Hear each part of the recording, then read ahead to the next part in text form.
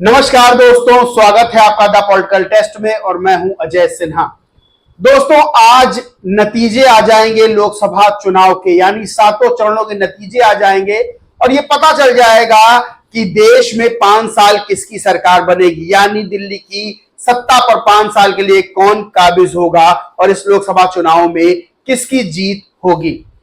दोस्तों, आज नतीजे आ जाएंगे, लेकिन उससे पहले बहुत सारे एग्जिट पोल आए और एग्जिट पोल में तमाम तरह के दावे किए गए, तमाम तरह की बातें की गई और ये बताने की कोशिशें की गई, चाहे वो मेन स्ट्रीम मीडिया हो, चाहे वो यूट्यूब का एक धड़ा हो, जिसने बताने की कोशिश की कि कौन जीत रहा है, कौन हार रहा है। जहां मेन स्ट्रीम मीडिया में जो है बीजेपी यानी एनडीए को बड़ी जीत दिखाई जा रही है, यहां तक कि इंडिया टीवी से लेकर कुछ जो टीवी और कुछ एजेंसीज हैं वो 400 से पार का आंकड़ा बीजेपी यानी एनडीए को दिखा रही हैं, तो वहीं इंडिया अलायंस की खबरें जो यूट्यूबर्स दिखाते हैं, उन्होंने जो है इंडिया अलायंस की सरकार बनाने का मोर्चा संभाल रखा है। यानी वो अपने आंकड़ों में ये बता रहे हैं कि उनकी जो है सीटें इंडिया अलायंस की वो इतनी आ रही हैं कि वो बीजेपी और एनडीए को पटखनी देंगी और पूर्ण बहुमत की सरकार बनाएंगी। लेकिन दोस्तों, क्या आपने गौर किया कि किस तरह से, चाहे वो चुनाव के पहले हो, चाहे चुनाव के दरमियान हो, चाहे चुनाव के बाद एग्जिट पोल के मामले हो, बीएसपी को दरकिनार किया गया। यानी चुनाव के पहले और चुनाव के दरमियान जो है बीएसपी और बीएसपी सुप्रीमो मायावती को कमतर दिखाया गया, सिर्फ इसलिए क्योंकि बीएसपी का जो वोट बैंक है, बड़ा वोट बैंक, यानी पूरे भारत की अगर राजनीति की बात करें और राजनीतिक दलों की बात करें तो इतना बड़ा खुद का अपना वोट बैंक किसी भी राजनीतिक दल का नहीं है। उस वोट बैंक पे किस तरह से कथित तौर पर गिद्ध की नजरें लगाई गई, किस तरह से उस वोट बैंक को तोड़कर उसमें सेंधमारी की कोशिशें हुई, ये जग जाहिर हो चुका है। वहीं अब एग्जिट पोल की अगर बात कर ले तो एग्जिट पोल में किस तरह से, चाहे मेन स्ट्रीम मीडिया हो, चाहे वो यूट्यूब का धड़ा हो जो इंडिया अलायंस की खबरें दिखाता, और बहुत से यूट्यूब चैनल्स ऐसे हैं, ये आप भी जानते हैं कि कैसे वो बीएसपी की बात तो करते हैं, लेकिन बीएसपी को बात करते करते वो इंडिया अलायंस की जो है वो खबरें दिखाते हैं, कांग्रेस की खबरें दिखाते हैं और राहुल गांधी के समर्थन में जो है कथित तौर पर दोस्तों खबरें चलाते हैं। लेकिन दोस्तों, इस लोकसभा चुनाव में एक बात बहुत हद तक साफ हो गई कि किस तरह से बहुजनों की आवाज को दबाने की कोशिश हुई और बहुजनों का जो वोट बैंक है वहां सेंधमारी की कोशिश की गई। लेकिन दोस्तों, कहते हैं कि सच कभी छुपता नहीं है और सच सामने आ जाता है, और आज सच सामने आ भी जाएगा। दोस्तों, अगर बात कर ले बिल्कुल सटीक नतीजों की, तो दोस्तों सीट की बात करना आज बेमानी होगा, क्योंकि किसको कितनी सीटें मिलेंगी ये शाम तक क्लियर हो जाएगा। और दोस्तों, ये भी बात क्लियर हो जाएगी कि दिल्ली में कौन काबिज होगा, कौन कितना बड़ा चेहरा बन के उभरता है।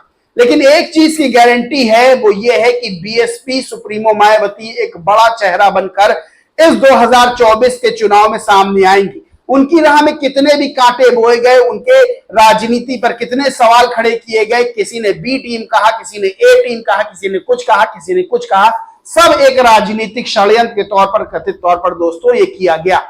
लेकिन बीएसपी सुप्रीमो मायावती एक बड़ा राजनीतिक चेहरा, बड़ा चेहरा 2024 के लोकसभा चुनाव में बनकर सामने आएंगी, ये आज क्लियर हो जाएगा और इस बात का मैं दावा करता हूं। दोस्तों, आप सबको पता है कि किसी भी राजनीतिक दल के लिए बात करना मीडिया में बहुत जरूरी है। यानी मीडिया जब बात करता है, जब खबरें दिखाता है, तो लोगों में एक खबर जाती है, एक बात जाती है और उसको पता चलता है, जो भी किसी भी राजनीतिक दल को चाहने वाले या किसी भी राजनेता के समर्थक, पता चलता है उन समर्थकों को कि हमारे राजनेता के बारे में, हमारे पसंदीदा राजनीतिक दल के बारे में क्या बातें हो रही हैं और जमीन पर वो क्या कर रहा है। लेकिन जब दोस्तों पता ही ना चले, करोड़ों करोड़ों लोगों को ये बात पता ना चले कि बीएसपी क्या कर रही है, बीएसपी सुप्रीमो क्या कर रही है, उनसे संबंधित खबर ना चलाई जाए, एक तरह से अघोषित बायकॉट किया जाए, वहीं जो यूट्यूबर्स हैं, जो इंडिया अलायंस खबरें चलाते हैं और खुद को कहते हैं कि गोदी मीडिया जो है इंडिया अलायंस की खबरें उनके पक्ष में नहीं दिखाता, तो वो आखिर क्या कर रहे थे। सवाल ये खड़ा होता है कि उन्होंने बीएसपी सुप्रीमो मायावती को कितना स्पेस अपनी खबरों में दिया। और सबसे बड़ी बात है कि आप सब भी जानते हैं, कुछ ऐसे पत्रकार जो यूट्यूब पे खबरें तो चलाते हैं और बीएसपी सुप्रीमो की कहीं कहीं बात भी करते हैं, लेकिन वो ज्यादातर, मतलब 90% अगर बात की जाए तो इंडिया अलायंस की खबरें चलाने में, राहुल गांधी की खबरें चलाने में, अखिलेश यादव की खबरें चलाने में बिल्कुल मशगूल रहे। यानी 2024 में अगर बात कर लें, चाहे मीडिया की, मेन स्ट्रीम मीडिया की बात कर लें, चाहे वो सोशल मीडिया की बात कर लें, दोस्तों खबर बीएसपी की नहीं दिखाई गई। बीएसपी सुप्रीमो मायावती को वो स्पेस नहीं दिया गया। यानी उन यूट्यूबर्स ने तो अपने थंबनेल में बीएसपी सुप्रीमो मायावती को जगह ही देना उचित नहीं समझा, क्योंकि एक चुनाव इस तरह का बनाया गया कि एनडीए और इंडी अलायंस के बीच जंग है, यानी तीसरा कोई धड़ा नहीं है। जबकि बीएसपी सुप्रीमो मायावती उसी दिन जीत गई थी जिस दिन उन्होंने अकेले चुनाव लड़ने का फैसला लिया। और दोस्तों ये साबित कर दिया कि उनमें इतनी ताकत, इतनी कुवत है कि वो अकेले चुनाव लड़ सकती हैं। और दोस्तों सबसे बड़ी बात यह है कि आज पता चल जाएगा बी टीम, सी टीम, डी टीम, ई टीम कौन है। और सबसे बड़ी बात यह भी है कि सबके दावे, सबके जो नतीजे हैं वो भी सामने आ जाएंगे।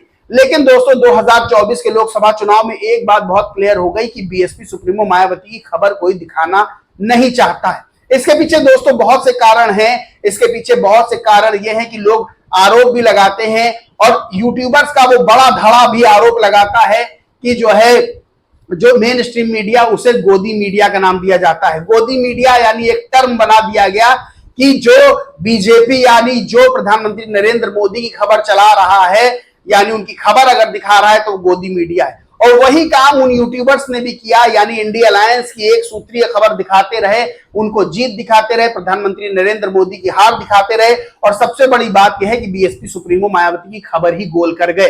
यानी थंबनेल में अगर हम बात करें बड़े बड़े यूट्यूबर्स की, जिनको आप जानते भी हैं, जो टीवी में एक समय बड़े बड़े एंकर्स रहे, अब यूट्यूब पे भी उनकी बहुत ज्यादा व्यूअरशिप है, उन्होंने बीएसपी सुप्रीमो मायावती की खबर नहीं दिखाई, उनको स्पेस नहीं दिया, थंबनेल तक में स्पेस नहीं दिया। और जब भी एक आध वीडियो बनाया तो दोस्तों वो निगेटिव ही बनाया, चाहे वो आकाश आनंद से संबंधित हो, चाहे बीएसपी सुप्रीमो मायावती के किसी फैसले से संबंधित हो। बहुत क्लियर हो गई ये बात कि देश में जो खुद को सत्यनिष्ठ मीडिया कहते हैं, खुद को बहुत बड़ा पत्रकार कहते हैं, उन्होंने बीएसपी के साथ, यानी बीएसपी सुप्रीमो मायावती के साथ और बीएसपी के उन करोड़ों समर्थकों के साथ, बहुजनों के साथ एक बड़ा अन्याय किया। क्योंकि दोस्तों देश में अगर लोकतंत्र को जीवित रखना है, अगर लोकतंत्र की बात करनी है, तो दोस्तों मीडिया का काम ऐसा होता है कि वो उस राजनीतिक दल को तो सबसे ज्यादा स्पेस दे जिसको कोई नहीं दे रहा है स्पेस। लेकिन दोस्तों इस 2024 के लोकसभा चुनाव में बीएसपी सुप्रीमो और बीएसपी के समर्थकों को वो खबरें नहीं दिखाई गई जो उन्हें वो खबर दिखानी चाहिए थी। तो दोस्तों आज नतीजे सामने आ जाएंगे, नतीजों में बहुत चीज क्लियर हो जाएगी। मैं फिर कह रहा हूं, दावा कर रहा हूं कि बीएसपी सुप्रीमो मायावती एक बड़े चेहरे के रूप में उभरेंगी। और दोस्तों 2024 का लोकसभा चुनाव देश की राजनीति में आगे बहुत कुछ तय करने वाला है। और ये भी मैं बात का दावा करता हूं कि दोस्तों बीएसपी के जो पूर्व नेशनल कोऑर्डिनेटर हैं और बीएसपी सुप्रीमो मायावती के पूर्व उत्तराधिकारी आकाश आनंद एक बड़ी राजनीतिक एंट्री फिर से लेंगे। और दोस्तों ये भी बात तय है कि आने वाला समय आकाश आनंद का, यानी आने वाली राजनीति का समय आकाश आनंद का है। और दोस्तों वोट प्रतिशत बीएसपी का बढ़ने जा रहा है, डेफिनेटली बढ़ने जा रहा है। बीएसपी सुप्रीमो मायावती बड़े चेहरे के, बड़े राजनीतिक चेहरे के रूप में अपनी जगह दोस्तों बनाने वाली है, एक बहुत बड़ी राजनेता के रूप में फिर से सामने आने वाली है। और जिन लोगों ने कमतर करके आंकने की उनको कोशिश की, उनको एक बड़ा मुंहतोड़ जवाब जो है वो इस नतीजों में दोस्तों देखने को मिल जाएगा। लेकिन चीजें बहुत क्लियर हो गई हैं। जो बीएसपी के समर्थक है, करोड़ों बहुजन है, उनके आगे ये चीज बहुत क्लियर हो गई है कि अब उन्हें क्या देखना है, क्या नहीं देखना है। ये बहुत हद तक क्लियर हो गया है। और उनको ये भी पता चल गया है कि बीएसपी की खबरें कौन दिखा रहा था, कौन छुपा रहा था, कौन निगेटिव चला रहा था, कौन पॉजिटिव चला रहा था, कौन दोस्तों प्रोपेगेंडा के तहत इंडिया अलायंस की खबरें चला रहा था, कौन बीजेपी को रोज जीत दिला रहा था, और किस तरह से बीएसपी की खबरों को दबा दिया गया। बीएसपी सुप्रीमो मायावती पर आरोप लगाए गए कि वो बीजेपी की बी टीम है, और उनको ये कह के उनके वोट बैंक में सेंध लगाने की कोशिश हुई और उनका जो है वोट बैंक तोड़ने की कोशिश हुई, उनको राजनीति से दरकिनार करने की कोशिश हुई। तो दोस्तों आज नतीजे सामने आएंगे। बीएसपी बड़ी पार्टी के तौर पर उभरने जा रही है। सीट की बात मैं फिर कह रहा हूं कि आज सीट की बात नहीं करूंगा, क्योंकि आज दोस्तों जो नतीजे आएंगे वो क्लियर हो जाएगा किसको कितनी सीटें मिलती हैं। लेकिन दोस्तों बीएसपी बड़ी पार्टी के रूप में उभर रही है, और ये फाइट जो है बीजेपी और बीएसपी के बीच देखने को मिलेगी और पता चलेगा कि कौन राजनीतिक दल कितना बड़ा और वोट प्रतिशत में अप्रत्याशित वृद्धि होने वाली है बीएसपी के। और दोस्तों बहुत क्लियर भी हो गया है, इसमें राजनीतिक दलों का चेहरा भी क्लियर हो गया है और उन मीडिया संस्थानों और यूट्यूबर्स का भी चेहरा क्लियर हो गया है जो बात तो बहुजनों की करते हैं, लेकिन जो बहुजनों की सबसे बड़ी पार्टी है, जो बहुजनों की सबसे बड़ी नेता है, उनकी बात करना उन्होंने उचित नहीं समझा और जब दोस्तों की तो निगेटिव की। दोस्तों इस पूरे वीडियो में आप क्या सोचते हैं, क्या मानते हैं, कमेंट करके जरूर बताएं और आज क्या नतीजे आएंगे ये भी आप कमेंट करके जरूर बताएं। और दोस्तों जिस तरह से बीएसपी की भविष्य की राजनीति है और आकाश आनंद को लेकर आपका क्या कहना है कमेंट करके जरूर बताएं। वीडियो अच्छा लगा तो लाइक करें, शेयर करें, चैनल को सब्सक्राइब नहीं किया तो सब्सक्राइब करके बेल आइकन जरूर दबा लें। जय हिंद, जय भारत।